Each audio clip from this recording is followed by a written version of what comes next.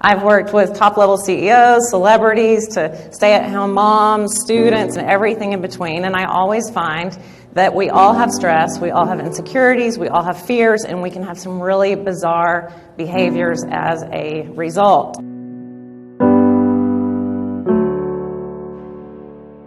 Triessence is the perfect balance between the three elements of your true essence: physical, mental, and spiritual. Aligning these three states results in happiness, fulfilling relationships, health, success, love, and joy. This is a picture of me when I was 3 years old. And the reason why I start with this is to say that sometimes it looks like everything is all good on the outside, it's wrapped up in a pink pretty bow, but that's not always the case of what's going on inside of us. Unfortunately, my stress started at a really young age. And by the time I was in my 20s, I had a doctor tell me that I had more ulcers than he could count. And then later I had another doctor tell me that I was in fight or flight mode 24/7. I'm 43 years old now, my ulcers are gone. And I truly believe, because it's a lot of those things that I worked out. My stress level used to be up at a 10, now it's a 2 or a 3, because I've taken care of myself in all these different ways. And that has healed that with no medication or anything. That's what I did. And I used to be living my life to my fullest potential down here. Now I'm up here, so I'm super passionate about sharing that with other people. What's all the hype about mindfulness lately?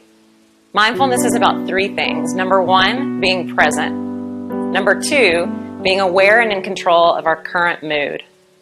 And number three, knowing the impact that our thoughts and our actions have on our own lives and everyone else's around us. Whether I'm working with someone one-on-one, doing a webinar, a keynote speech, a workshop, doing reset breaks, or teaching yoga at an event, I love creating a mindfulness experience. And it takes being mindful to be open to hearing these topics that I speak about. Optimists aren't afraid to face their fears. They look at it as an opportunity for growth. So even if it doesn't quite work out the way that they have it planned in their minds, they'll continue to go and try over and over and over until they get it. And it's what causes people to be successful and to be able to fulfill their dreams and live their life to their fullest potential. Optimists have a lot of incredible characteristics about themselves. They're typically more positive people. They don't focus on the negative.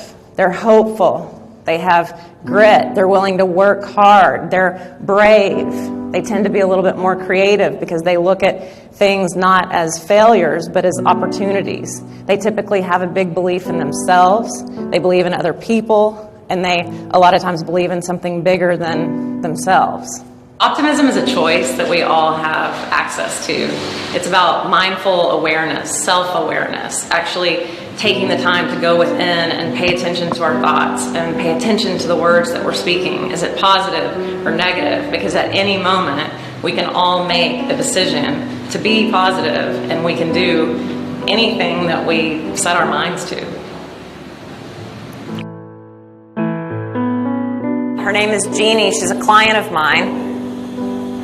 And Jeannie's life has drastically changed and is not going the way that she planned, but she still finds purpose and joy every single day in her life. Jeannie has ALS. And she said the amount of joy that it brought me was so much greater than the struggle that it took me to get down there, that it was amazing. And I thought, how many bluebirds, redbirds, hummingbirds, butterflies, each other are we passing all the time of these moments that we can have joy, and we're just totally missing it. She sees life in a very different way than we do now. And she looks and she just wants to yell at us and go, what are you stressing about? What are you doing? Sit down, take better care of yourself, spend time with the ones that you love. So she is an example of finding purpose and joy in the little things. Sometimes we think that to live our life to our fullest, we have to be the president, or we have to be an Olympian, or we have to win these huge awards. We can bring purpose and live our life to our fullest every single day if we make the choice to do it. If we had to sum it up in one word, present, present, present. Are we being present? When we're around other people, do they feel like they're actually really with us? When we're driving around in our cars, do we remember the drive, or do we show up and wonder how in the world we got there? Are we observant of our beautiful surroundings? We have so much coming at us all the time in technology, which is fabulous, but sometimes it keeps us from being present. What I mean by emotional intelligence is, are we self-aware enough to know the ways that we come across to other people? That's one side of emotional intelligence. But we do need to take care of ourselves emotionally and let ourselves and allow ourselves to release our emotions sometimes, and that's great. Out of the office would be the most preferred setting. And then there's the emotional intelligence side of how do we manage ourselves when we're triggered and when we're under pressure. Because your brain can't process fear and gratitude at the same time. I think the CEOs down are starting to understand that when you invest in a person, they're going to better invest into the final product, therefore it's going to increase ROI. So having someone come in and at least touch on the topic of personal development and then follow through with tools is invaluable. Do you need to forgive yourself and other people? I had to forgive myself for more things than I had to forgive other people for. But I had done some horrible things to people, some embarrassing things. I don't even have any regrets about it because I just did a debrief with myself. What's working, what's not, what do I want to do different? And I also found that the reason why I did those things was because of my own insecurities and fears. I've worked with people who have had despicable behaviors done to them and done despicable behaviors to others. I've worked with all kinds of people. And the common thread I always find is that it's really something that they're dealing with. It's not that they're these horrible people trying to do horrible things. I'm also not saying that we need to forgive people to condone behaviors. Sometimes we need to set up boundaries. Sometimes they may never know that you even actually forgive them.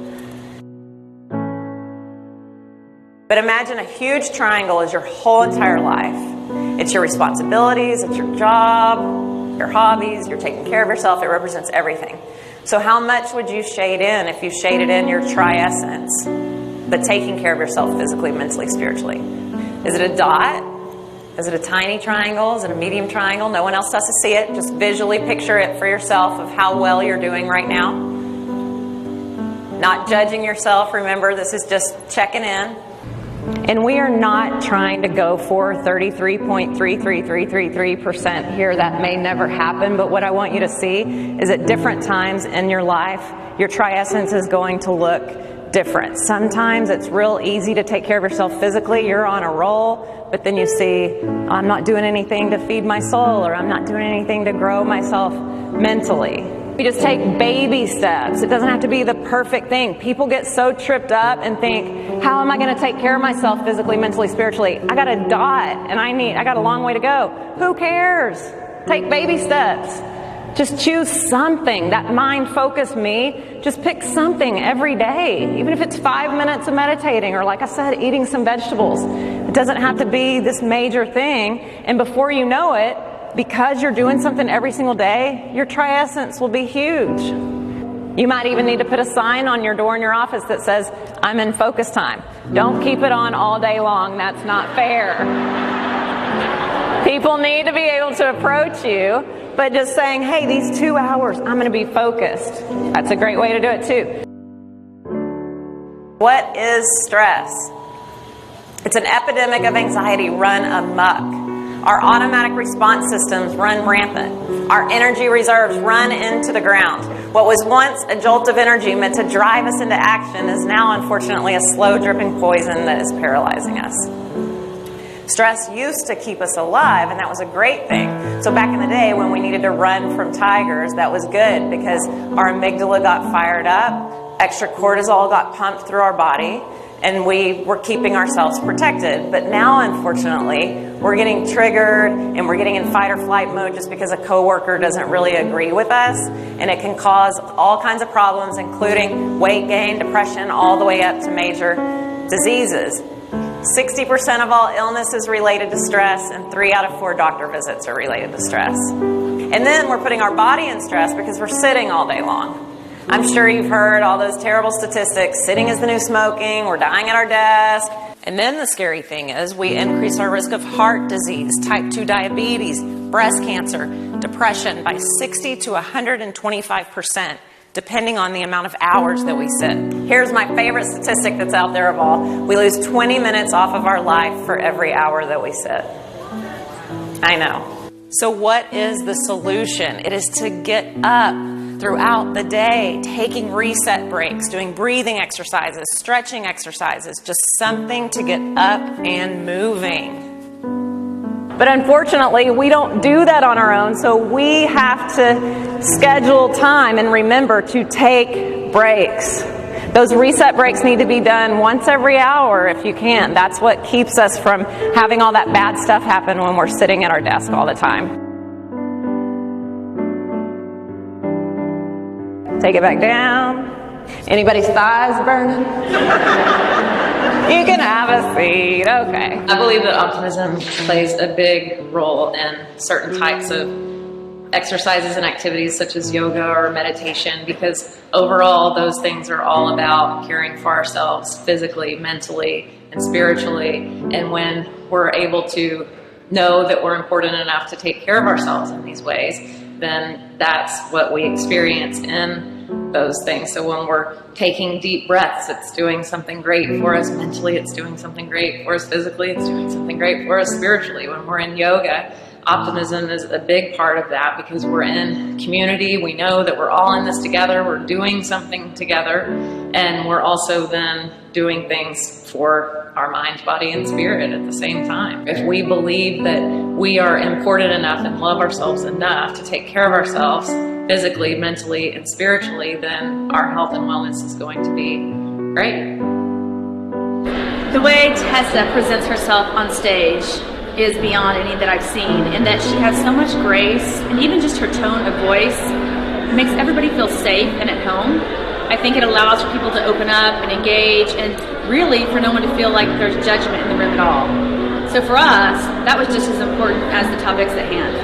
I was pretty blown away. It was really amazing to see her integrate a topic that can be a little bit tricky to speak to people about, and really do it very, very well, with a lot of humor and with some very concrete steps. Really being mindful of every little thing, every little aspect, being grateful. I'll be mindful of my breathing, mindful in my consumption, how I sleep, how I rest, and hopefully it'll all amount to positive and kind of an optimistic result in the end. I'm not big on breathing techniques, but I really liked how she explained that. How willing she was to share her story. That was super important. That was something I don't think a lot of people do, so that was really awesome. In order to keep myself grounded and mindful when I'm out on the road, my husband actually built us Matilda the Mindfulness Mobile.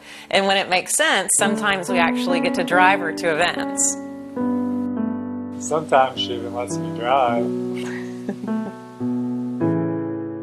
And sometimes I even get to be a part of the action.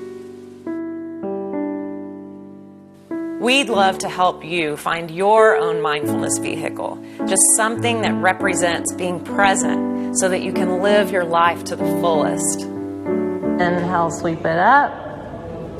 I love Tessa's presentation because I do a lot of things for other people. I help with children, I help with my family, but I forgot to balance my life. I just believe that God sent Tessa. I believe that the Lord's been trying to show me this long time ago. I'm always giving and giving and giving, but I forgot about me. Mindfulness isn't going anywhere. It's going to be crucial throughout the rest of our lives. Because if we're not careful, we're going to miss out on our own beautiful life that's happening right in front of our very own eyes. Thank you so much. Thank you. Thank you. You have two great people here. I mean, I don't even know them, but I feel like I know them. They're so awesome, and I'm so happy that you allowed them to come here today. Thank you.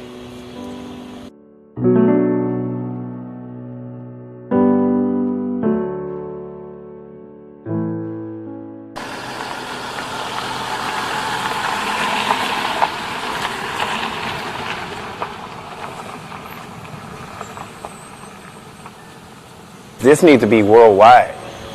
Everybody needs to see this.